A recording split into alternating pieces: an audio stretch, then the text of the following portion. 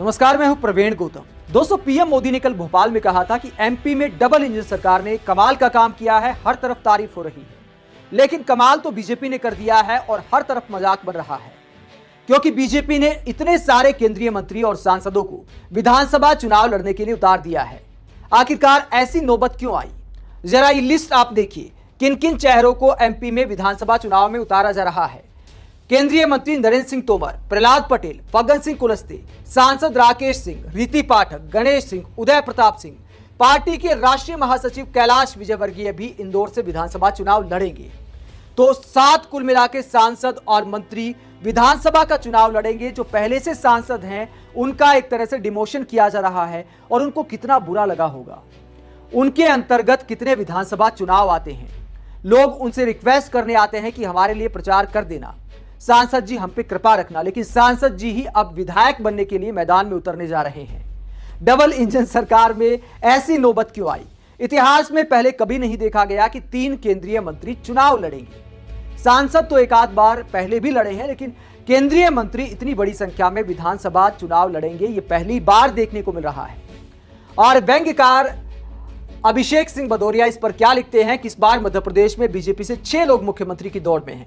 शिवराज सिंह चौहान, नरेंद्र सिंह तोमर, प्रहलाद सिंह पटेल, कैलाश विजयवर्गीय, फग्गन सिंह कुलस्ते, नरोत्तम मिश्रा।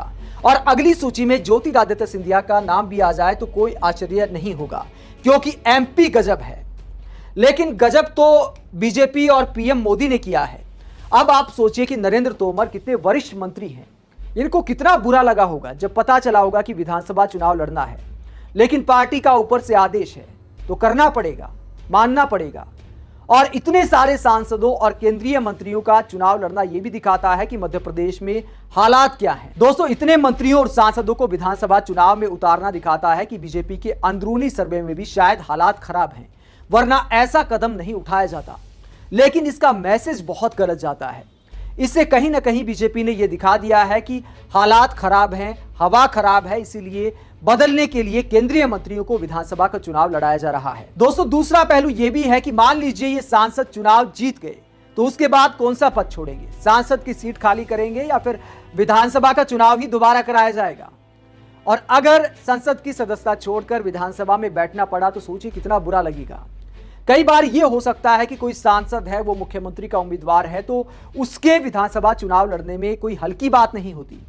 लेकिन इतने सारे चेहरों को, इतने सारे केंद्रीय मंत्रियों को, सांसदों को चुनाव में उतारना एक तरह से चुनाव का मजाक भी है और एक तरह से इन नेताओं का अपमान भी है जो चुनाव लड़ने जा रहे हैं। आप पीएम मोदी और बीजेपी के ऐसा कदम उठाने पर क्या सोचते हैं? कमेंट बॉक्स में अपनी राय जरूर दें। अगर आप हमारी पत्रकारिता को पसंद करते हैं तो थैंक्स के ऑप्शन का इस्तेमाल करें, चैनल को लाइक करें, सब्सक्राइब करें, ज्वाइन करें। नमस्कार।